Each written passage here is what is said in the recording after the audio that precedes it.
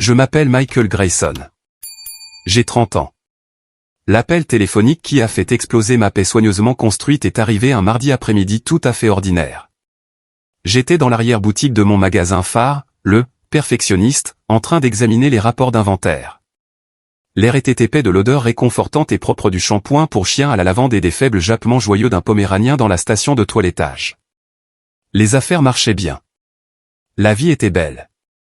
J'avais construit ce petit sanctuaire brique par brique, un monde loin du silence étouffant de mon passé. Puis mon téléphone a vibré. L'écran s'est allumé avec un nom que je n'avais pas vu depuis 182 jours. Papa. Pendant un seul battement de cœur stupide, un fantôme du garçon que j'étais a repris vie en moi. Le garçon qui désirait l'approbation de son père plus que l'air.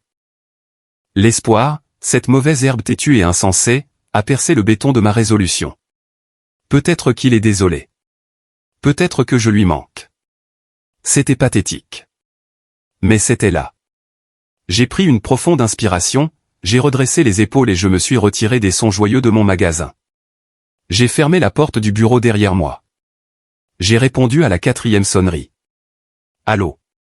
Michael. Sa voix était une épave. Elle était fine, effilochée et dépouillée de l'autorité retentissante et arrogante qui avait défini toute mon enfance. C'était la voix d'un homme qui avait perdu le contrôle. Et le son de celle-ci m'a envoyé un frisson glacial le long de la colonne vertébrale.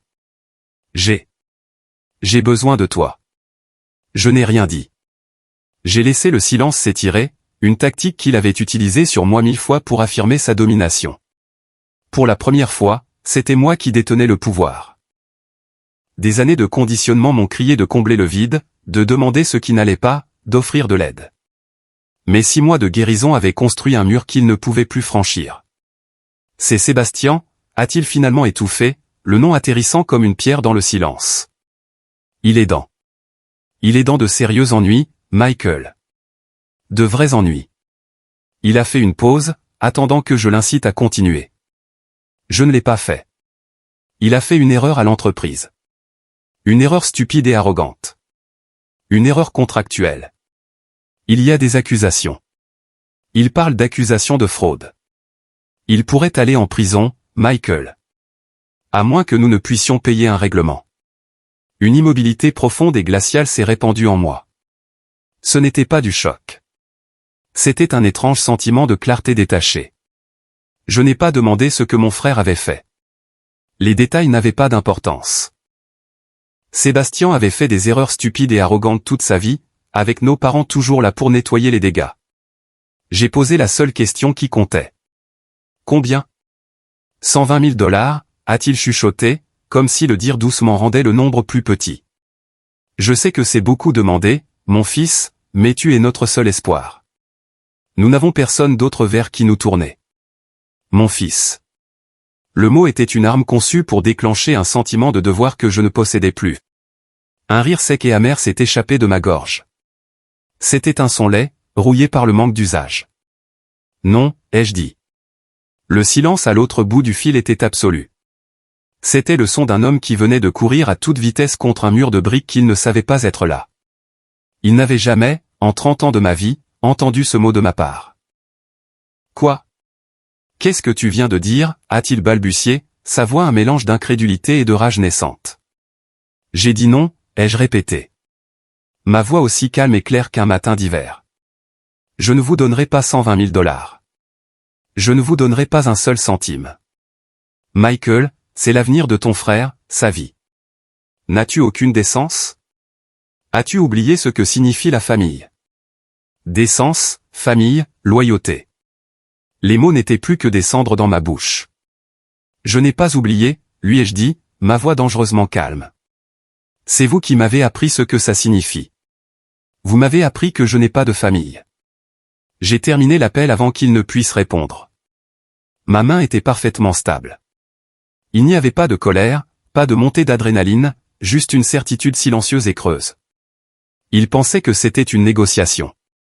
Il pensait que c'était une question d'argent. C'était un imbécile.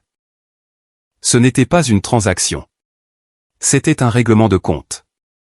Et tout avait commencé 6 mois plus tôt, à un dîner de Pâques qui devait être une célébration, mais qui a fini par être mes funérailles. 6 mois plus tôt, c'était moi qui essayais de combler le fossé. J'ai conduit jusqu'à la vaste maison de banlieue de mes parents avec un magnifique et cher gâteau à la mousse au chocolat reposant sur le siège passager. C'était le préféré de ma mère. À chaque fête, j'apportais une offrande similaire, un plaidoyer silencieux. Voyez-moi, aimez-moi, laissez-moi entrer. Ça n'a jamais marché, mais j'ai continué à essayer. La maison n'avait pas changé. C'était un musée de leur succès.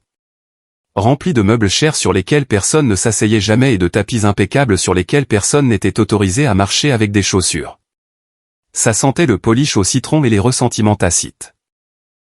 Mon jeune frère, Sébastien, était déjà là, affalé sur le canapé en cuir à $1000, faisant défiler son téléphone comme s'il possédait le monde. Parce que dans cette maison, il le possédait.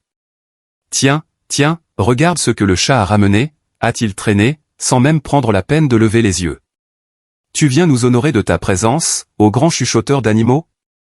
Salut, Sébastien, ai-je dit, ignorant la pique. J'ai posé le gâteau sur le comptoir de la cuisine.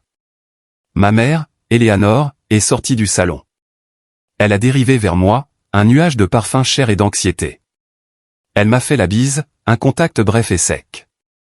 Michael, mon chéri, tu as réussi.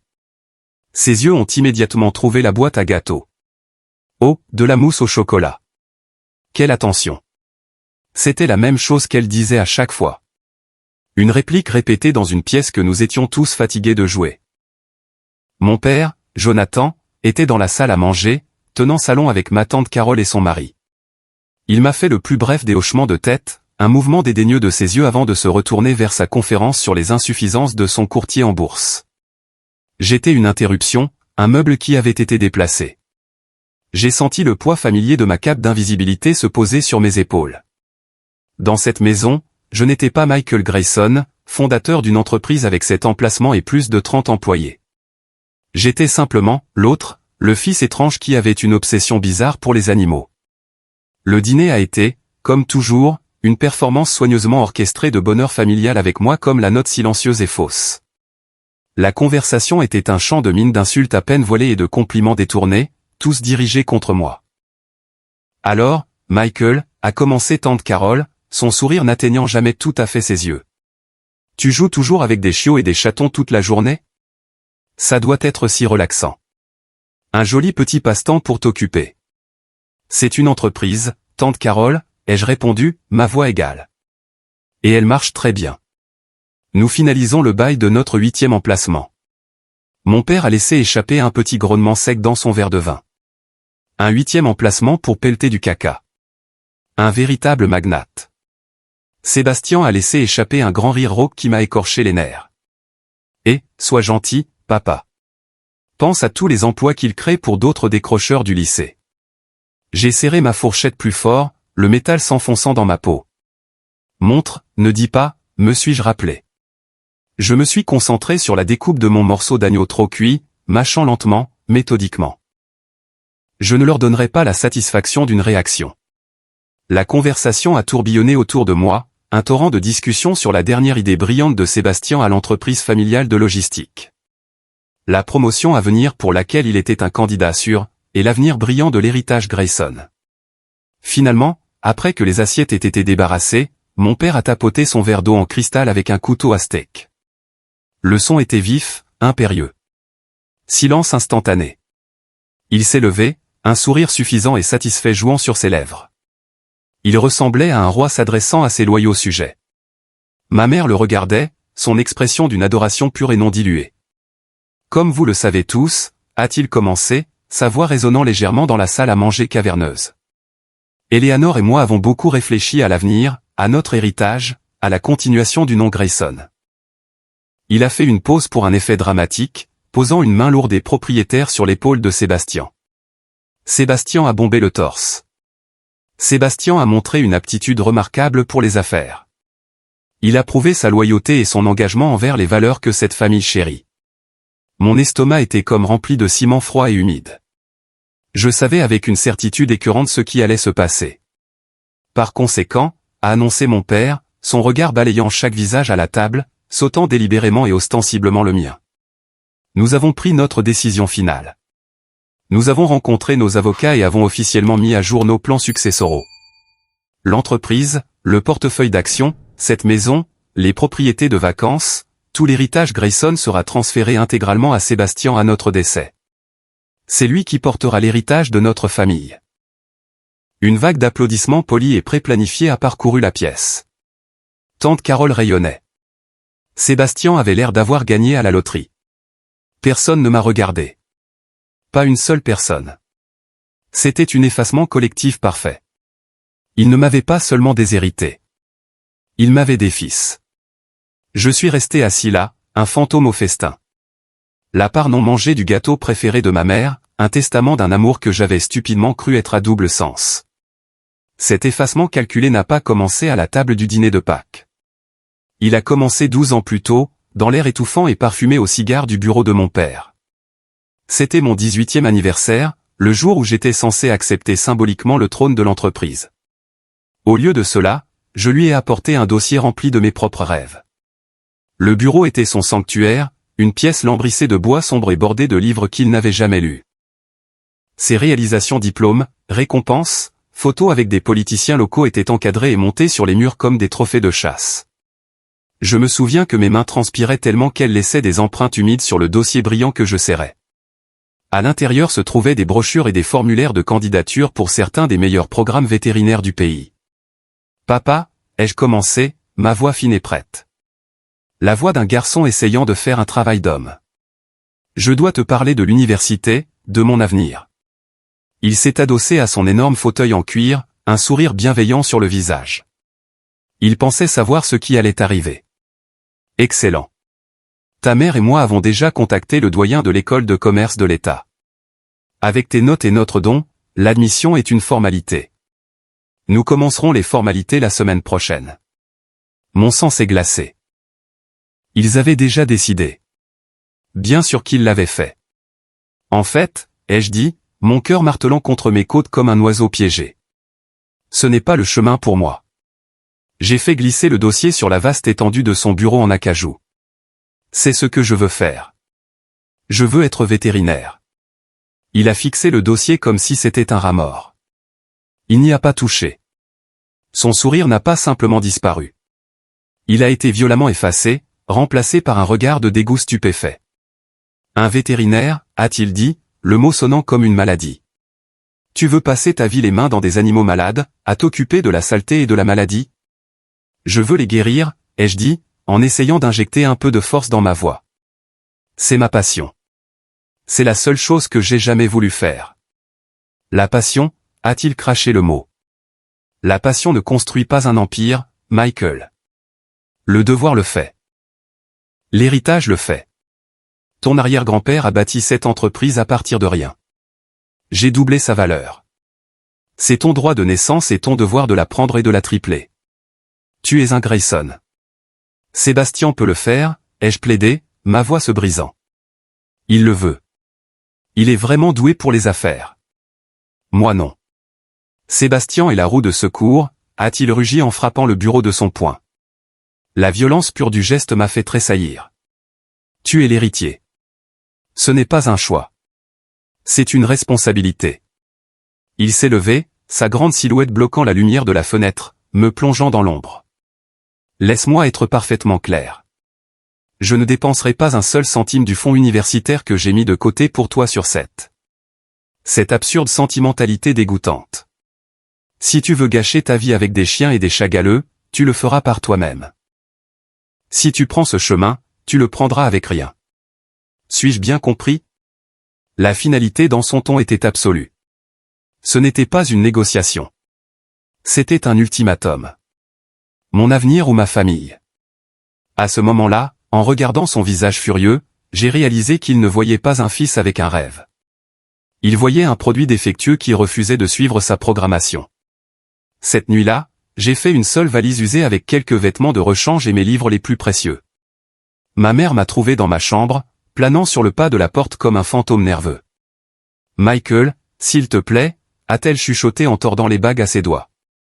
Ne fais pas ça à ton père. Fais juste. Fais juste ce qu'il demande. Ce serait tellement plus facile pour tout le monde. Plus facile pour qui, Maman, ai-je demandé, ma voix rauque d'une douleur si profonde qu'elle semblait me déchirer. Plus facile pour toi, pour lui? Et ce qui est facile pour moi? Elle a détourné le regard, incapable de croiser mes yeux. Elle n'avait pas de réponse. Elle avait déjà choisi son camp. Je suis sorti de cette maison avec $217 en poche et un trou béant dans ma poitrine là où mon cœur se trouvait. J'avais 18 ans et j'étais totalement, terrifiamment seul. Je ne le savais pas à l'époque, mais mon père ne m'avait pas seulement coupé les vivres. Il avait fait un pari cruel et confiant que sans lui, j'échouerais, et il allait prendre plaisir à me voir lui donner raison. Pendant les quelques années suivantes, j'ai travaillé pour lui prouver le contraire. J'ai cumulé 3 emplois. Serveur le matin, réassortisseur dans une épicerie l'après-midi, et nettoyage de bureau la nuit. Je me suis inscrit au collège communautaire, suivant des cours de technicien vétérinaire, payant chaque crédit avec des billets froissés et graisseux. Je vivais dans un appartement délabré avec un robinet qui fuyait et un chauffage qui ne fonctionnait que la moitié du temps. La vie était un labeur incessant d'épuisement et de nouilles ramen, mais c'était la mienne. Chaque petite victoire, chaque un examen, était quelque chose que j'avais mérité moi-même. Pendant ce temps, j'étais un fantôme pour ma famille. Nous ne nous parlions pas. Je n'existais pas. Jusqu'au jour où mon père a eu besoin de moi. L'appel est arrivé tard un soir. Près de 4 ans s'étaient écoulés depuis que j'avais quitté cette maison. Sa voix au téléphone était tendue. Humble. L'entreprise, son précieux héritage, était au bord de l'effondrement. Un client clé s'était retiré.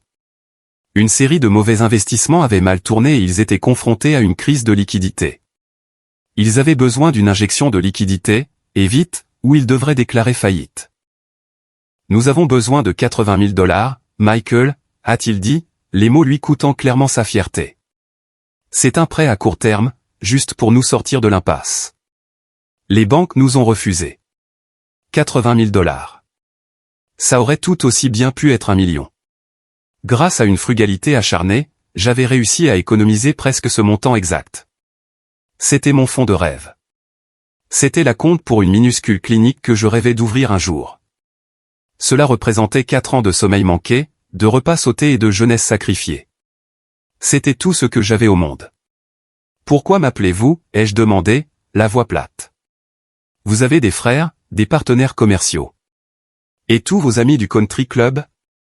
C'est une affaire de famille, a-t-il dit, sa voix baissant. Ça doit rester dans la famille. Je ne peux pas laisser filtrer que nous avons des problèmes. Ce serait humiliant. Humiliant. L'ironie était si épaisse que je pouvais la goûter. Alors maintenant, j'étais de la famille. Maintenant, alors que sa fierté était en jeu. Un homme plus intelligent aurait ri et raccroché. Un homme plus froid aurait apprécié sa souffrance. Mais j'étais toujours ce garçon au fond de moi, celui qui voulait que son père soit fier. Je me suis dit, si je fais ça, si je le sauve, il devra me voir. Il devra me respecter. Alors, je l'ai fait. Le lendemain matin, je suis allé à ma banque et j'ai viré chaque centime de mon compte d'épargne au sien. J'ai regardé mon rêve, ma future clinique, disparaître de l'écran. J'ai eu l'impression de donner une partie de mon âme. Son soulagement était palpable. Il m'a rappelé, sa voix épaisse d'une émotion que j'ai prise pour une véritable gratitude. Tu l'as fait, Michael. Tu nous as sauvés. Tu as tout sauvé. Il a fait une pause. Et pendant un instant, il a presque sonné comme un père. J'avais tort à ton sujet, mon fils. Tu es un homme bon, un homme loyal. Ne t'inquiète de rien. Je te le promets, quand ta mère et moi serons partis, tu auras toujours ta part de tout ça. Tu l'as mérité. C'est une affaire de famille après tout. Une promesse. De mon père. Je me suis accroché à ces mots pendant des années. C'était ma preuve, ma validation. J'avais sauvé son héritage et en retour, il m'avait promis une place dedans. Cette promesse était la raison pour laquelle je continuais à me présenter aux fêtes. C'était la raison pour laquelle j'endurais les insultes et la condescendance. C'était une faible lueur de lumière au bout d'un long tunnel sombre. Et c'est cette promesse qui résonnait dans ma tête alors que j'étais assis à cette table de Pâques, regardant mon frère être couronné roi. Mes $80 000 n'avaient pas acheté ma place à la table. Ils avaient juste payé pour rénover la cage dans laquelle il était maintenant piégé pendant que j'étais laissé dehors, oublié et trahi. La promesse n'était pas seulement rompue. C'était un mensonge depuis le début. Les applaudissements polis pour Sébastien se sont estompés, remplacés par le cliquetis des fourchettes à dessert contre les assiettes en porcelaine. La famille, ma famille, passait à autre chose. La conversation s'est tournée vers les projets de vacances d'été comme si je n'avais pas été chirurgicalement excisé de leur vie devant eux. L'audace pure et à couper le souffle de la chose a brisé quelque chose en moi. Les années d'endurance silencieuse, de ravalement de ma fierté, d'espoir d'une miette d'affection. Tout a craqué. J'ai délibérément posé ma fourchette et mon couteau sur mon assiette. Le claquement sec du métal sur la céramique a fendu le léger bavardage comme un coup de feu. Toutes les têtes à la table se sont tournées dans ma direction. La performance avait été interrompue. Pour la première fois de la soirée, j'étais le centre de l'attention. J'ai fixé mon regard sur mon père, ma voix basse mais portant dans le silence soudain. Et moi? La question est restée en suspens, lourde et dangereuse. Le visage jovial et pratiqué de mon père a fondu, révélant le tyran froid et dur en dessous. Ma mère, toujours la pacificatrice, est intervenue, ses mains flottant nerveusement. Michael, mon chéri, ne faisons pas de scène. Nous ne pensions pas que tu serais même intéressé. Tu as ta propre vie, ton petit passe-temps. Sébastien, d'un autre côté, c'est toute sa vie. Il a besoin de cette sécurité. J'ai tourné mon regard vers elle. Il en a besoin, ai-je répété, ma voix montant d'une incrédulité qui frisait l'hystérie. Il a une maîtrise que vous avez payée. Il vit dans un condo en ville dont vous avez payé la compte. Il conduit une BMW toute neuve que vous lui avez offerte pour Noël. La carrière que j'ai, le passe-temps qui paie maintenant les salaires de 35 personnes, je l'ai construite à partir de rien, de la saleté. Parce qu'on m'a dit que mes rêves étaient sales. Je suis aussi votre fils. Ou est-ce que ça ne compte que quand vous avez besoin de quelque chose? C'est assez. Mon père a rugi, son poing frappant la table en chêne massif avec un bruit assourdissant. Du vin a giclé dans les verres. Tu ne parleras pas à ta mère de cette façon dans ma maison. Sébastien a mérité sa place. Il a montré de la loyauté. Il a honoré le nom de la famille. Toi, tu as tout jeté pour aller jouer dans un bac à sable avec une bande de clochards. Ce n'est pas une punition, Michael. C'est une conséquence. La conséquence de ton crachat au visage de tout ce que cette famille représente. L'injustice de tout cela était suffocante. Cracher à votre visage? Ai-je répliqué, un rire dur et sans humour s'échappant de mes lèvres. Parlons de conséquences, papa. Parlons de loyauté. Te souviens-tu il y a quelques années, quand ton brillant sens des affaires a mené l'entreprise au bord de la faillite? Quand ton office loyal était introuvable parce qu'il était en voyage de ski à Aspen que tu as payé, qui a reçu l'appel téléphonique désespéré tard dans la nuit? Il s'est agité sur son siège, son visage s'assombrissant. C'était un prêt. C'était une affaire de famille privée. C'était 80 000 $. J'étais maintenant debout, ma voix résonnant dans la pièce, faisant trembler le lustre en cristal. C'était chaque centime que j'avais gratté pendant 4 ans. Je te l'ai donné pour sauver cette précieuse entreprise, la même entreprise que tu viens d'offrir au fils qui n'a jamais sacrifié une seule chose de sa vie. Et tu étais là, au téléphone, et tu m'as promis. Tu m'as donné ta parole que j'aurais toujours une place ici. Le visage de mon père s'est crispé en un masque de pure fureur. Je ne te donne pas un centime de ce qui ne t'est pas dû. Je t'ai mis au monde. Je t'ai mis un toit sur la tête et de la nourriture sur la table. J'ai payé tes études et voilà le remerciement que je reçois. Tu abandonnes ta famille. Tu ternis notre nom avec ta ligne de travail dégoûtante. Et maintenant tu as l'audace de te tenir là et de demander une aumône. Tu es une honte, Michael. Une honte complète et totale pour moi, pour ta mère et pour le nom Grayson. Honte. Ce seul mot. Il a atterri et a détonné. Toutes les années d'efforts, tous les sacrifices, tout l'espoir. Tout s'est ratatiné et est mort dans la chaleur de ce seul mot venimeux. Il n'était pas seulement en désaccord avec mes choix. Il avait honte de mon existence même. L'enfer de la rage en moi s'est soudainement refroidi, s'effondrant en un seul point de glace dense. Le calme qui est descendu était terrifiant. Je les ai tous vus clairement pour la première fois. Mon père, le tyran. Ma mère, la complice. Mon frère, le parasite. Et ma famille élargie, le jury silencieux et lâche. J'en avais fini. J'en avais si complètement, irrévocablement fini. J'ai lentement, délibérément pris ma serviette et je l'ai posée sur la table. Mes mouvements étaient calmes, mesurés. La tempête était passée, laissant derrière elle un désert dur et silencieux là où mon amour pour eux se trouvait. Tu as raison, papa, ai-je dit, ma voix anormalement égale. Toute la pièce a retenu son souffle. Tu m'as élevé. Tu m'as nourri. Tu as rempli les exigences légales minimales de la parentalité. Je devrais t'envoyer une carte de remerciement. La mâchoire de mon père est tombée. Il était préparé à une dispute, à des larmes, à des supplications. Il n'était pas préparé à ce mépris froid et chirurgical. Tu parles du nom Grayson, ai-je poursuivi, mes yeux fixés sur les siens, comme si c'était un manteau sacré. Mais un nom n'est qu'un mot, papa. Ce sont les gens qui le portent qui lui donnent un sens. Et un nom construit sur des mensonges, des promesses non tenues et un favoritisme cruel n'est pas un héritage. C'est une maladie. Les 80 000 $ que je t'ai donnés, ce n'était pas un investissement dans l'entreprise. C'était mon dernier investissement insensé dans l'idée que tu pourrais un jour me voir comme plus qu'une extension ratée de toi-même. Et ce soir, tu l'as encaissé et tu m'as montré les retours. Ils ne valent rien. Mon regard s'est tourné vers ma mère.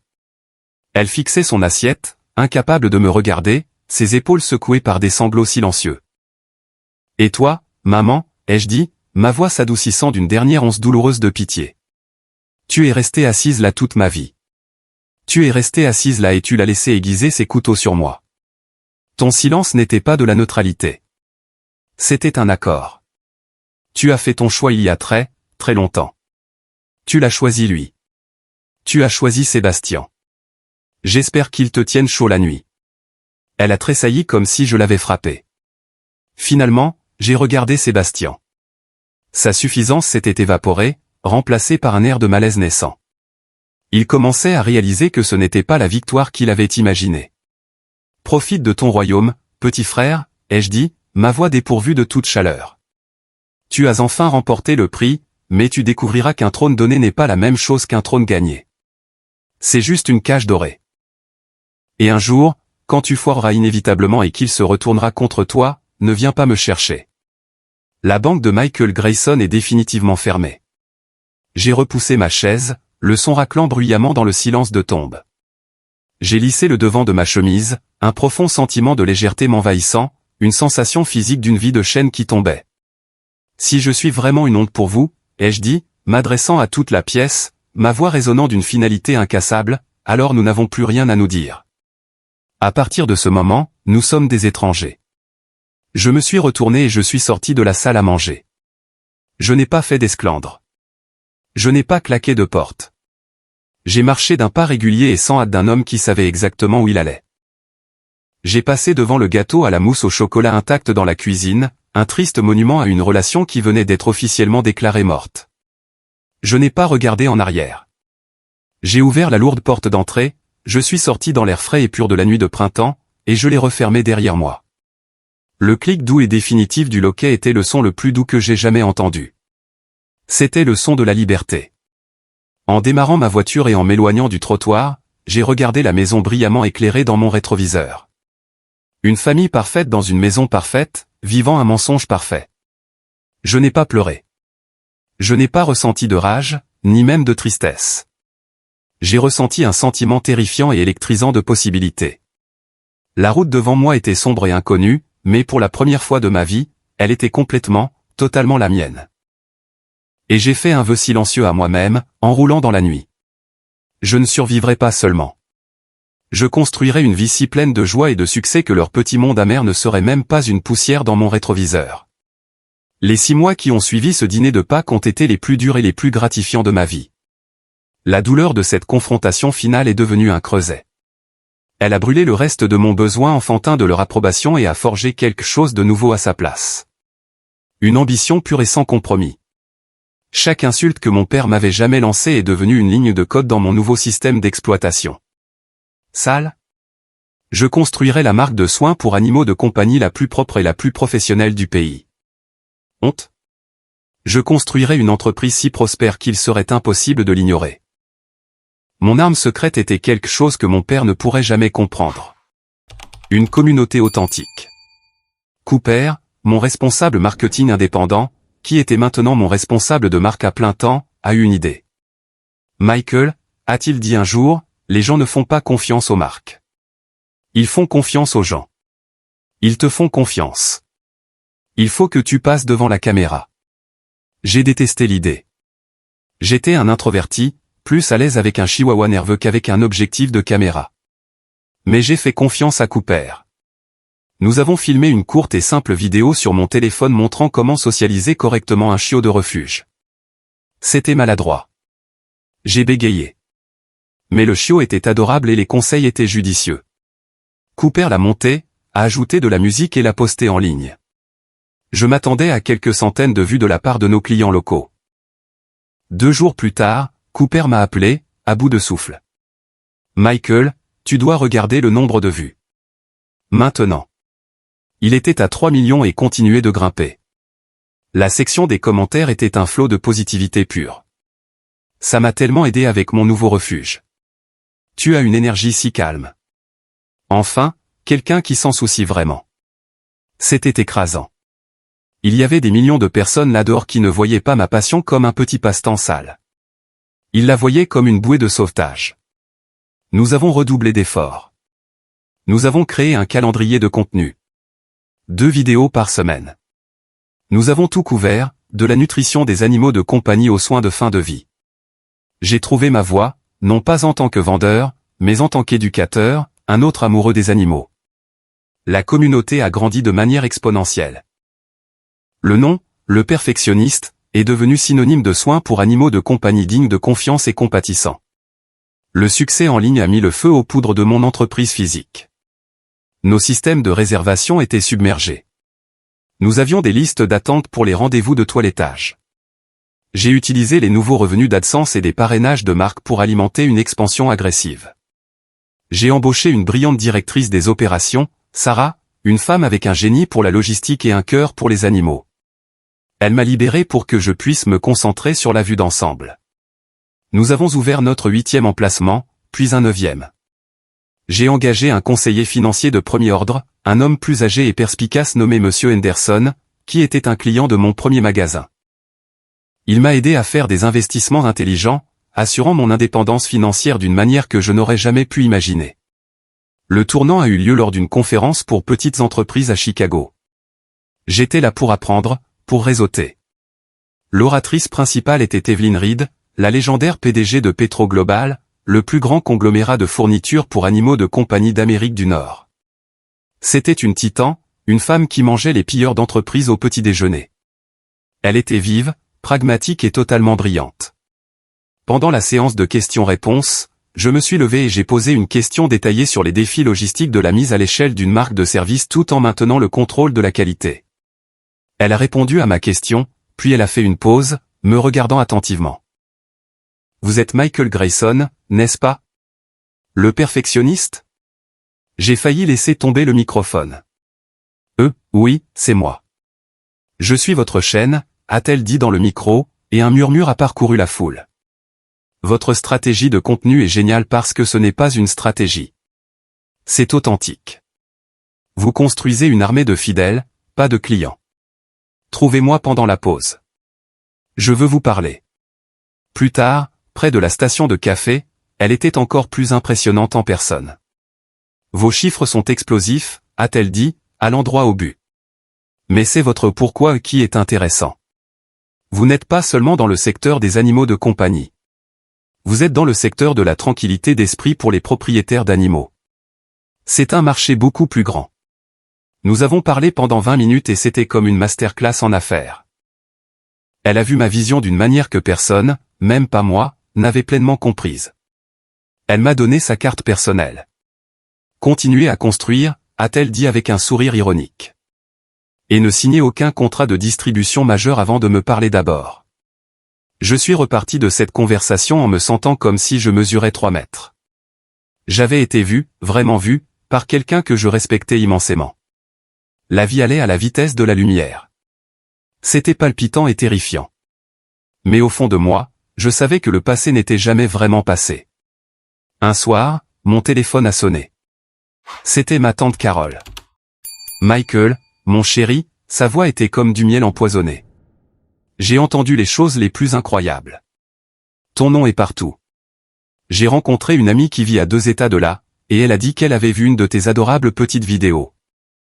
Les choses vont bien, tante Carole, ai-je dit, ma voix sur ses gardes. Eh bien, c'est un euphémisme, s'est-elle exclamée. Ta mère s'inquiète, tu sais. Je lui ai dit, Éléanore, ce garçon est un génie. Il doit gagner une fortune absolue. Je parie qu'il a au moins une 12aine de ces magasins maintenant.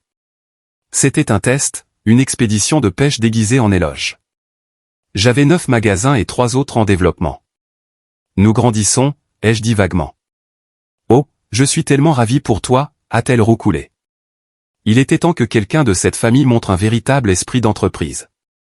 Je ne manquerai pas de dire à tes parents à quel point tu réussis incroyablement bien. Quand j'ai raccroché, un œuf froid s'est formé dans mon estomac. Elle n'était pas fière. Elle était un agent de renseignement recueillant des informations pour un ennemi que j'avais essayé d'oublier. Je savais avec une certitude écœurante qu'elle peignait une cible sur mon dos.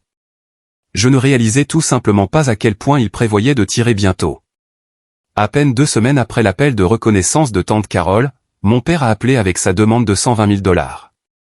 Mon « non » plat immédiat a été une déclaration de guerre. Ils s'attendaient à ce que je cède. Ils avaient compté sur ma culpabilité résiduelle, mon sens persistant du devoir filial. Quand je leur ai montré que je n'en avais plus, leur désespoir s'est transformé en une rage vile et vengeresse. Cette rage a trouvé son architecte en mon frère. Sébastien, confronté aux conséquences réelles de ses actions pour la première fois de sa vie choyée, a paniqué. Il a canalisé toute sa peur et son ressentiment dans une mission unique, s'il ne pouvait pas avoir mon argent, il détruirait la vie qui le produisait. L'attaque a été un blitz numérique. Elle a commencé en marge, des publications anonymes et venimeuses sur des forums Reddit locaux et des groupes Facebook de quartier. Les publications étaient des chefs-d'œuvre de mensonges plausibles. Elles ne disaient pas seulement que mon entreprise était mauvaise. Elles racontaient des histoires. Une histoire sur un golden retriever familial bien-aimé qui a contracté une infection mystérieuse après une séance de toilettage. Une accusation selon laquelle nous sédassions les chiens difficiles sans le consentement du propriétaire.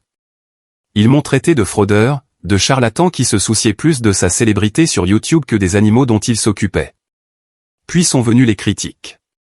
Une vague de notes d'une étoile s'est abattue sur nos pages Google, Yelp et Facebook. Elles étaient toutes légèrement différentes, mais partageaient un ADN toxique commun. La note impeccable de 4,9 étoiles de mon entreprise, quelque chose que mon équipe et moi avions travaillé sans relâche à maintenir, était en chute libre. Cooper était en mode crise totale. Nous avons installé une salle de crise dans mon bureau. C'est un travail de professionnel, Michael, a-t-il dit en montrant un écran affichant les horodatages des critiques. Elles ont toutes été publiées dans la même fenêtre de 48 heures. Ce ne sont pas quelques clients mécontents. C'est une attaque coordonnée. Je savais qui c'était. Les tactiques étaient trop lâches, trop vicieusement personnelles. C'était Sébastien. Il essayait de mettre le feu à mon monde, une critique d'une étoile à la fois. La clé de voûte de sa campagne était une publication déchirante et détaillée d'un utilisateur nommé Kevin M, qui prétendait être un employé récemment licencié. Il a écrit une longue saga larmoyante sur la façon dont il avait été témoin de pratiques dangereuses, comment il avait été licencié pour avoir dit la vérité au pouvoir, et comment j'étais un monstre avide derrière ma personnalité amicale en ligne. La publication était un poison car elle était truffée d'un grain de vérité. J'avais récemment licencié un employé nommé Kevin pour avoir volé à plusieurs reprises des fournitures pour animaux de compagnie dans le stock. Sébastien avait trouvé mon seul ex-employé mécontent et l'avait transformé en arme. La publication de Kevin a donné aux autres mensonges anonymes une puissante illusion de crédibilité. Les retombées ont été immédiates et brutales. Nos téléphones, qui sonnaient habituellement sans arrêt de demande de réservation, sonnaient maintenant d'annulation. Mon personnel, ma merveilleuse et loyale équipe, était harcelé en ligne. Sarah m'a appelé, la voix tremblante de rage. Michael, il y a une camionnette de nouvelles locales garée de l'autre côté de la rue. Un journaliste essaie d'interviewer les clients à leur entrée, leur posant des questions sur les allégations d'abus. J'ai ressenti une vague de fureur brûlante. Ils ne m'avaient pas seulement attaqué. Il avait attaqué mon peuple. Il avait attaqué mon rêve. J'ai appelé David Chin, mon avocat et l'un de mes plus vieux amis. David, ai-je dit, la voix tendue. Il est temps. Ils ont déclaré la guerre. Alors que je transférais toutes les preuves à David, un email avec un en-tête formel est apparu dans ma boîte de réception. Il provenait de l'Association du commerce de l'État. J'avais été nominé pour le prix du jeune entrepreneur de l'année. La cérémonie était dans 2 semaines. À tout autre moment, j'aurais été ravi. Maintenant, cela ressemblait à une mauvaise blague. Mais en lisant plus loin, j'ai vu qui avait proposé mon nom. Evelyn Reed, PDG de Petro Global. Un plan a commencé à se former dans mon esprit, un plan risqué et audacieux. Mes soupçons ont été confirmés quelques jours plus tard par un texto de Sébastien. C'était un lien vers un article de presse annonçant les nominés au prix, avec ma photo bien en vue. Sous le lien se trouvait une seule phrase glaçante. Papa est si fier. Il a hâte de venir à la cérémonie pour dire quelques mots sur son incroyable fils. Le sang dans mes veines s'est glacé. C'était une embuscade, une exécution publique mise en scène. Ils allaient me laisser monter sur scène pour accepter le plus grand prix de ma vie. Et puis mon propre père allait se lever et me démolir devant toute la communauté des affaires. Il ne se contentait pas de tendre un piège. Il m'envoyait une invitation manuscrite à mon propre massacre. La soirée de la cérémonie de remise des prix ressemblait à un rêve. Le genre où l'on sait que l'on se dirige vers une catastrophe, mais où l'on ne peut pas faire demi-tour. La salle de bal était opulente, dégoulinant de cristal et sentant l'argent. Mon smoking me semblait être une camisole de force. David se tenait à côté de moi, une présence solide et rassurante. Dernière chance de ce défilé, murmura-t-il en scrutant la foule. On peut être dans un steakhouse dans 10 minutes. Non, ai-je dit, ma voix étonnamment stable. J'en ai fini de fuir. Voyons le spectacle. Et puis je les ai vus. À une table de choix près de l'avant de la scène se trouvait mon propre peloton d'exécution. Mon père, Jonathan, avait l'air royal et sévère dans son costume cher, un sourire suffisant jouant sur ses lèvres. Ma mère, Éléanore, était pâle et agitée, une complice nerveuse. Et mon frère, Sébastien, vibrait pratiquement d'une anticipation joyeuse, son téléphone déjà sorti, sans doute prêt à enregistrer ma chute pour la postérité. Ma catégorie était l'une des dernières de la soirée. Quand ils ont finalement annoncé le gagnant, et que mon nom a résonné dans la vaste salle de bal, les applaudissements étaient sincères et chaleureux.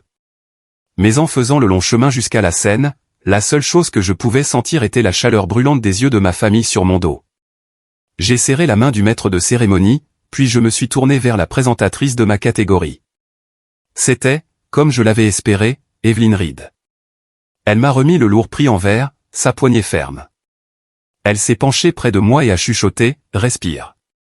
Tu vas y arriver. » Je me suis approché du microphone, mon cœur un tambour frénétique contre mes côtes.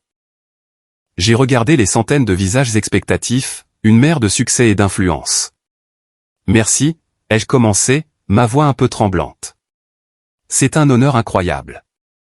J'ai lancé cette entreprise avec une idée simple, que les animaux dans nos vies méritent le même niveau de soins et de respect que n'importe quel membre de la famille.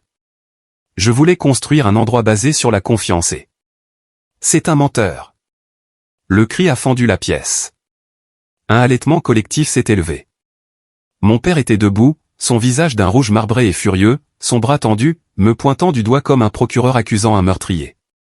Cet homme n'est pas un entrepreneur, a-t-il beuglé, se dirigeant déjà vers la scène, faisant signe aux gardes de sécurité confus.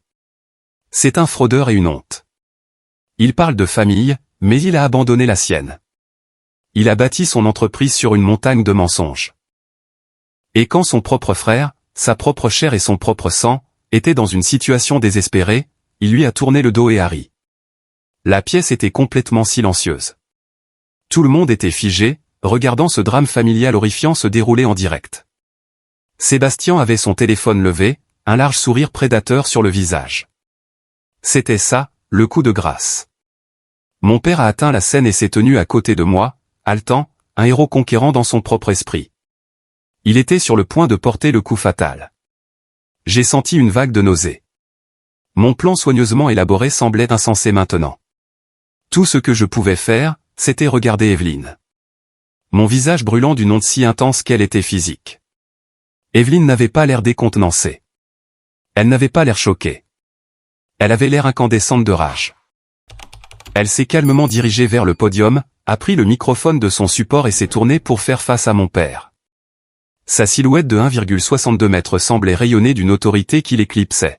« Excusez-moi, monsieur », a-t-elle dit, sa voix fraîche et vive, coupant le silence épais. « Je crois que vous vous trompez. » Jonathan la fixa, momentanément dérouté de son scénario.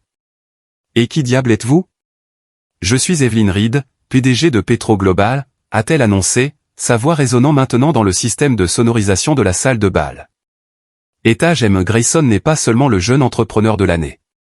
Depuis la semaine dernière, il est également le nouveau partenaire stratégique de mon entreprise. Un murmure fort et choqué a balayé le public. La mâchoire de mon père est tombée. Le sourire de Sébastien a vacillé.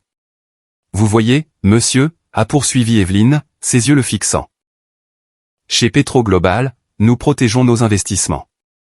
Nous étions au courant de la récente et vicieuse campagne de diffamation en ligne contre l'entreprise de monsieur Grayson. Alors, nous avons demandé à notre équipe de sécurité d'entreprise, qui est très douée dans ce qu'elle fait, de se pencher sur la question.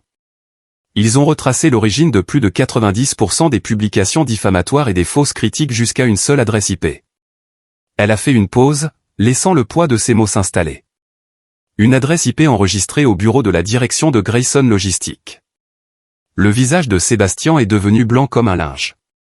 Il a tâtonné avec son téléphone, le baissant rapidement. Nos enquêteurs ont également eu une conversation agréable avec un jeune homme nommé Kevin, a poursuivi Evelyne, sa voix aussi froide et vive que du verre brisé. Il a été incroyablement coopératif. Il nous a fourni un enregistrement complet des SMS de votre fils, Sébastien, lui offrant 5 000 $ pour publier sa petite œuvre de fiction. Il semble que le talent de votre fils pour les erreurs contractuelles soit assez polyvalent. Tenter de soudoyer et de commettre une diffamation commerciale sont des crimes graves. Mon service juridique rédige déjà la plainte. Mon père se tenait là, sans voix, l'air d'avoir été frappé. Vous avez l'audace de vous tenir sur cette scène et de traiter votre fils de honte ? La voix d'Evelyne s'est élevée, remplie d'une fureur juste et contrôlée qui était terrifiante à voir. Cet homme a bâti une marque aimée et digne de confiance à partir de rien, sans aucune aide, alors que sa propre famille essayait activement de le saboter. Il inspire la loyauté de ses employés et la dévotion de ses clients. C'est pourquoi Petro Global vient de finaliser un contrat à 7 chiffres pour faciliter l'expansion nationale de la marque Le Perfectionniste. Elle s'est ensuite délibérément tournée de mon père vers moi, puis s'est adressée à tout le public stupéfait. Michael Grayson n'est pas une honte. Il est un témoignage du pouvoir de la passion et de l'intégrité. Il est l'avenir de cette industrie. Et vous, monsieur, a-t-elle dit, son regard revenant sur mon père, un dernier geste dédaigneux, n'êtes rien d'autre qu'une triste et amère relique du passé. Elle a doucement pris le microphone de la main molle de mon père et l'a reposé sur le podium. Puis elle a posé une main ferme et encourageante sur mon épaule. Félicitations, Michael. Personne ne le mérite plus. Le silence dans la pièce s'est brisé comme un barrage. Les applaudissements ont été une force physique, un rugissement assourdissant de soutien et de justification qui m'a submergé, nettoyant des années de doute et de honte. J'ai regardé mon père. Il n'était qu'un petit homme pathétique, complètement brisé et publiquement humilié. Il a titubé hors de la scène, ma mère et un Sébastien d'un blanc fantomatique se précipitant à sa suite. Les architectes de leur propre disparition spectaculaire. Ils n'étaient pas venus assister à mon exécution. Ils étaient venus jouer dans la leur. Les retombées de la cérémonie de remise des prix ont été immédiates et catastrophiques pour eux. L'histoire était irrésistible pour les médias locaux. Un PDG de la tech défend un jeune entrepreneur de l'attaque bizarre de son père sur scène. Le clip d'Evelyne Reed démantelant systématiquement mon père est devenu viral dans les cercles d'affaires de notre État. Le récit qu'ils avaient si soigneusement élaboré de moi comme le fils ingrat et méchant avait été publiquement et brutalement inversé. Maintenant, le monde entier les voyait pour ce qu'ils étaient. L'effet sur mon entreprise a été explosif. Le soutien du public était écrasant. Des gens qui n'avaient même jamais entendu parler de mon entreprise prenaient des rendez-vous juste pour montrer leur solidarité. Mes réseaux sociaux ont été inondés de messages de soutien. Beaucoup de gens partageant leurs propres histoires poignantes de familles toxiques. J'avais touché une expérience universelle et la communauté s'est ralliée à moi. David Chin était comme un enfant dans un magasin de bonbons. C'est un slam dunk, Michael, a-t-il dit en arpentant mon bureau. C'est un cadeau. Nous les avons pour diffamation, calomnie, ingérence délictueuse dans les affaires. Sébastien est fini. On peut le poursuivre en justice jusqu'à l'âge de pierre. Quelques jours plus tard, alors que la poussière commençait à retomber, j'ai reçu un appel d'un numéro que je ne reconnaissais pas. La femme à l'autre bout du fil était hésitante, sa voix douce. Est-ce bien Michael Grayson? Je m'appelle Maria Sanchez. J'étais la chef comptable de l'entreprise de votre père. J'ai ressenti une décharge électrique. Oui, c'est Michael. Continuez, s'il vous plaît. J'ai démissionné l'année dernière, a-t-elle expliqué. Franchement, je ne pouvais plus supporter les pratiques commerciales créatives de Jonathan. Mais j'ai lu ce qui s'est passé aux récompenses. Je voulais juste dire, bien joué. Il l'a bien mérité. Merci, mademoiselle Sanchez. Ça me touche beaucoup. Il y a autre chose, a-t-elle dit, sa voix baissant. J'étais là quand vous lui avez donné ces 80 000 $. Je gérais les livres, et je veux que vous sachiez qu'il ne l'a jamais enregistré comme un prêt. Il l'a classé comme un investissement en capital d'un partenaire familial. Il a ensuite utilisé votre investissement comme levier pour obtenir une nouvelle ligne de crédit de la banque, leur disant que vous étiez un nouveau partenaire silencieux, apportant de nouveaux capitaux à l'entreprise. Il a commis une fraude bancaire, Michael, en utilisant votre argent. La dernière pièce du puzzle s'est mise en place. La trahison était plus profonde que je n'aurais pu l'imaginer. Il n'avait pas seulement rompu une promesse à son fils. Il m'avait utilisé comme un complice involontaire dans un crime fédéral. Mademoiselle Sanchez, Maria, seriez-vous prête à signer une déclaration sous serment à cet effet? Ai-je demandé, ma voix tendue d'une fureur froide. Je ferai plus que ça, a-t-elle dit, la voix ferme. Je témoignerai au tribunal. J'ai gardé des copies des vrais registres. Ce qu'il vous a fait a été la goutte d'eau pour moi. Il est temps que quelqu'un le tienne responsable. Cette nuit-là, ma mère a appelé. Sa voix était une plainte désespérée. Michael, tu dois arrêter ça. Tu déchires cette famille. Les avocats, les histoires dans le journal. Tu détruis ton père. Il n'y a pas de famille à déchirer, Eleanor, ai-je dit, utilisant son prénom pour la première fois de ma vie. Le son de celui-ci l'a choqué au silence. Il n'y a qu'un arrangement commercial qui a expiré.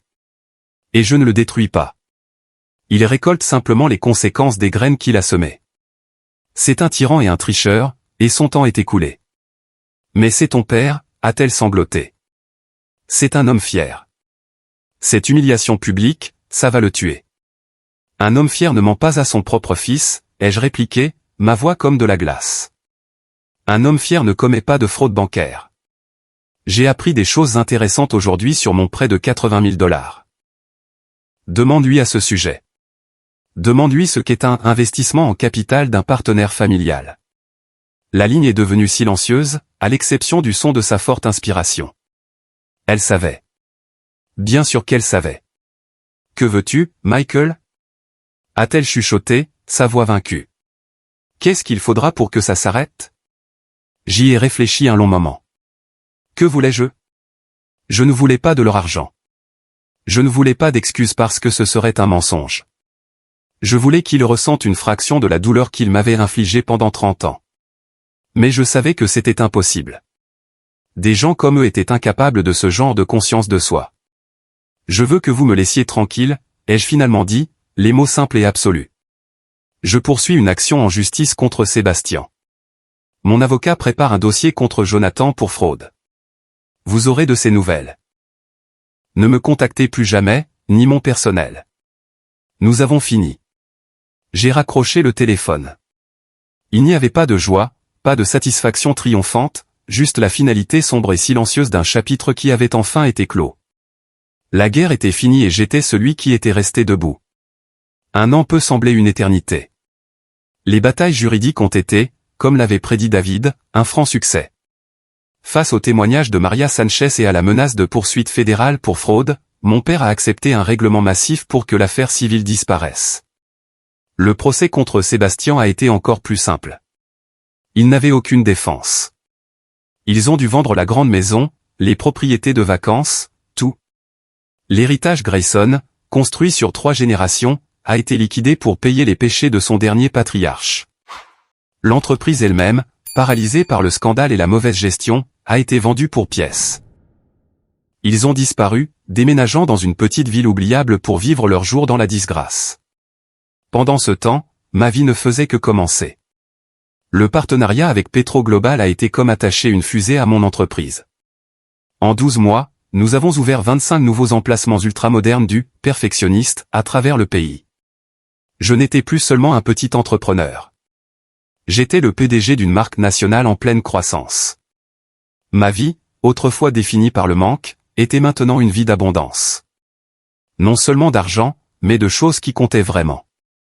J'ai acheté une belle maison à la campagne avec des hectares de terrain pour que les animaux de refuge puissent courir librement. Mes journées étaient remplies d'un travail significatif, du défi de construire quelque chose de positif et de durable. Ma famille choisit à prospérer. Cooper, Sarah et David n'étaient plus seulement des collègues. Ils étaient mon conseil d'administration, mes confidents, mes meilleurs amis. Nous célébrions les fêtes ensemble, prenions des vacances. J'ai même commencé à sortir. Elle s'appelait Clara, et elle était vétérinaire. Lors de notre premier rendez-vous, quand je lui ai raconté mon histoire, elle n'a pas bronché. Elle m'a juste regardé et a dit « Bien joué. Tu as choisi les animaux, et tu t'es choisi toi-même. » J'ai trouvé un nouveau genre de paix, un contentement tranquille qui n'avait rien à voir avec le fait de prouver à mon père qu'il avait tort. Son opinion n'avait plus d'importance. C'était un fantôme, un faible écho dans une pièce qui était maintenant remplie de rires, d'aboiements de chiens heureux et du bourdonnement silencieux d'une vie bien vécue. Un après-midi d'automne frais, j'étais assis sur mon porche arrière, une tasse de café à la main. Un golden retriever à 3 pattes que je gardais en famille d'accueil a boité et a posé sa tête sur mon genou. J'ai caressé sa fourrure douce, regardant les collines peintes dans des tons d'orange et de rouge. J'étais heureux, sincèrement, profondément heureux. Le garçon qui a quitté la maison avec $200 en poche n'aurait jamais cru que cela était possible. J'avais survécu à leur tempête et j'étais sorti de l'autre côté, au soleil. J'avais appris la leçon la plus importante de ma vie. La famille qui essaie de vous briser n'est pas votre famille. La vraie famille, ce sont ceux qui voient vos morceaux cassés et vous aident à les remettre ensemble, plus forts qu'avant. Ma vraie famille était tout autour de moi. Et pour cela, j'étais éternellement reconnaissant. Juste au moment où je pensais que les fantômes du passé étaient vraiment enterrés, une épaisse enveloppe de couleur crème est apparue dans ma boîte aux lettres. Il n'y avait pas d'adresse de retour. Mon nom et ma nouvelle adresse étaient écrits sur le devant d'une écriture serrée et tremblante que je ne reconnaissais pas. La curiosité l'a emporté. À l'intérieur se trouvait près d'une douzaine de pages de papier de cahier, couvertes recto verso. C'était une lettre de Sébastien. Mon premier instinct a été de la jeter au feu. Que pouvait-il bien avoir à dire de plus? Mais je me suis retrouvé assis à ma table de cuisine, le silence de la maison pressant, et j'ai commencé à lire. Michael, commençait-elle. Je ne m'attends pas à ce que tu lises ça. Et je ne m'attends certainement pas à ce que tu me pardonnes. Je ne le ferai pas. Je n'écris pas ça pour toi. Je l'écris pour moi. Je dois mettre ça quelque part où je pense que ma tête va exploser. La lettre était un récit brut, décousu et étonnamment honnête de sa vie. Il a écrit sur le fait d'avoir grandi comme la roue de secours, se sentant toujours comme la déception, tandis que tous les espoirs et ambitions de notre père étaient épinglés sur moi. Il a avoué que lorsque je suis parti, une partie de lui était soulagée. La pression était retombée. Mais ensuite tu es parti, a-t-il écrit. Et papa avait besoin d'un nouveau projet, et ce projet, c'était moi. Il a commencé à essayer de me modeler en toi, mais je n'étais pas toi. Je n'avais pas ta motivation ou ta passion. Je voulais juste son approbation. Alors, j'ai fait ce qu'il a dit. Je suis allé en école de commerce. J'ai rejoint l'entreprise. J'ai joué le rôle du bon fils. Et j'étais malheureux chaque jour. Je te détestais pour ça. Je te détestais d'avoir été assez courageux pour partir. Tu t'es échappé de la cage et tu m'as laissé enfermé à l'intérieur. Et le pire, c'est que de l'extérieur, tu prospérais. Chaque fois que tante Carole rapportait un nouveau succès que tu avais, c'était comme un couteau qui se tordait dans ma plaie. Ton succès était un rappel quotidien de mon échec, de ma lâcheté. J'avais besoin que tu sois le méchant, Michael. J'avais besoin que tu sois le monstre sans cœur pour pouvoir me sentir justifié dans mes propres choix. Quand tu as dit non à l'argent, c'était l'excuse parfaite. Je me suis convaincu et j'ai convaincu papa que tu étais diabolique, que tu méritais d'être abattu. Les attaques en ligne, le coup monté aux récompenses, j'ai tout orchestré. J'ai nourri l'ego de papa, je lui ai dit que c'était sa chance d'être le héros, de défendre publiquement l'honneur de sa famille. Il n'était que la marionnette. C'est moi qui tirais les ficelles. Quand Evelyn Reed s'est levée sur cette scène et a tout exposé, ce n'est pas seulement notre plan qui s'est effondré. Mon monde entier s'est effondré. Parce qu'à ce moment-là, j'ai tout vu clairement. Tu n'étais pas le méchant. Tu étais le héros de ta propre histoire. Et moi, je n'étais rien, juste un petit garçon pathétique et jaloux qui avait essayé de démolir son meilleur frère. Je n'ai plus rien maintenant. L'argent est parti. L'entreprise est partie. Maman et papa peuvent à peine me regarder. Ils me regardent avec le même dégoût qu'ils te réservaient. Il s'avère qu'il y a toujours besoin d'une honte familiale. Je suis juste le nouveau. Je ne te demande pas de me pardonner. Je m'en fiche éperdument. J'avais juste besoin de dire la vérité absolue à une personne avant de me noyer dedans. Il ne s'agissait jamais de l'héritage. Il s'agissait de la jalousie. Je suis désolé, non pas pour ce que j'ai fait, mais pour la personne que je suis devenu. Sébastien. J'ai terminé la lettre et je suis resté assis en silence pendant un long moment. Les pages tremblaient légèrement dans ma main. La lettre n'excusait pas ses actions. Elle n'effaçait pas la douleur qu'il avait causée. Mais elle la recadrait. Il n'était pas un méchant unidimensionnel. Il était une figure tragique, une autre victime du poison de notre père. Juste une qui avait succombé à la maladie au lieu de trouver l'antidote. Je n'ai pas ressenti de colère.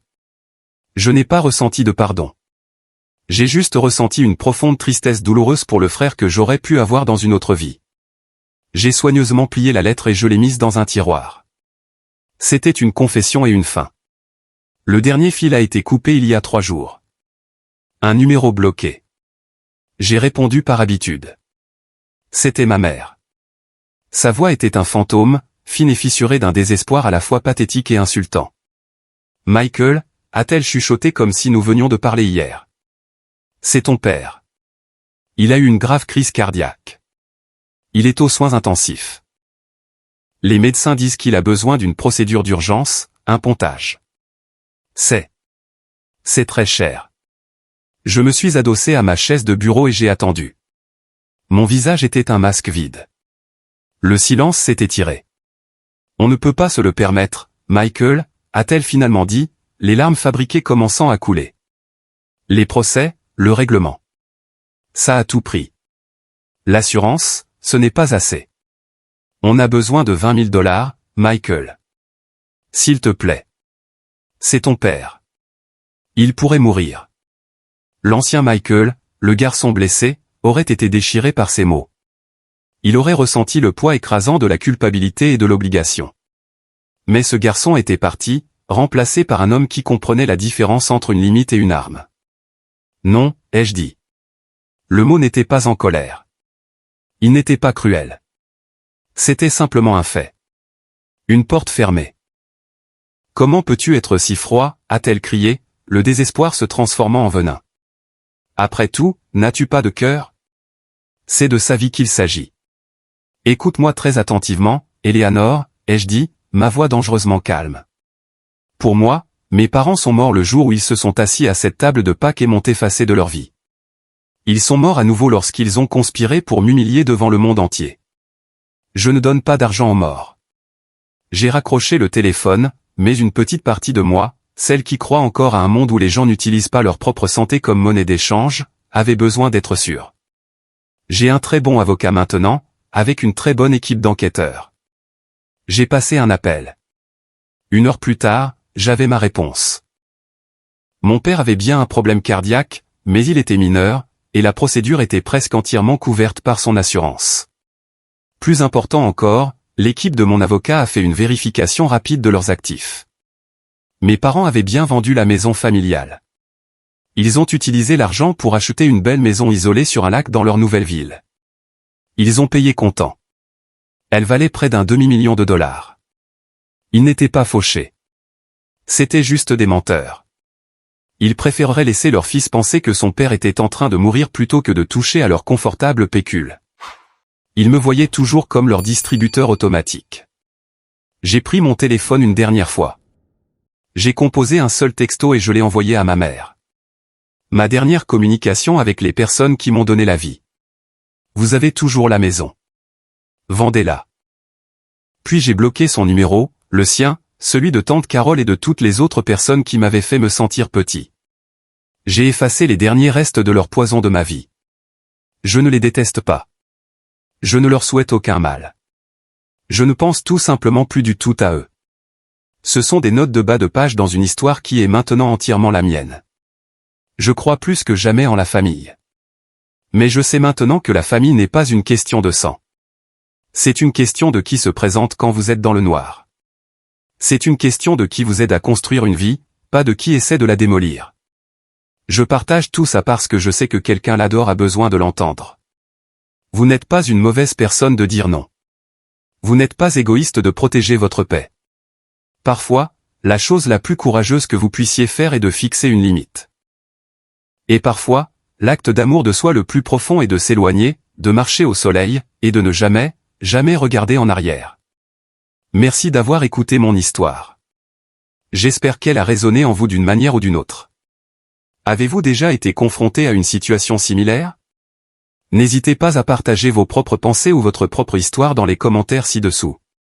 Et n'oubliez pas d'aimer et de vous abonner pour ne pas manquer la suite.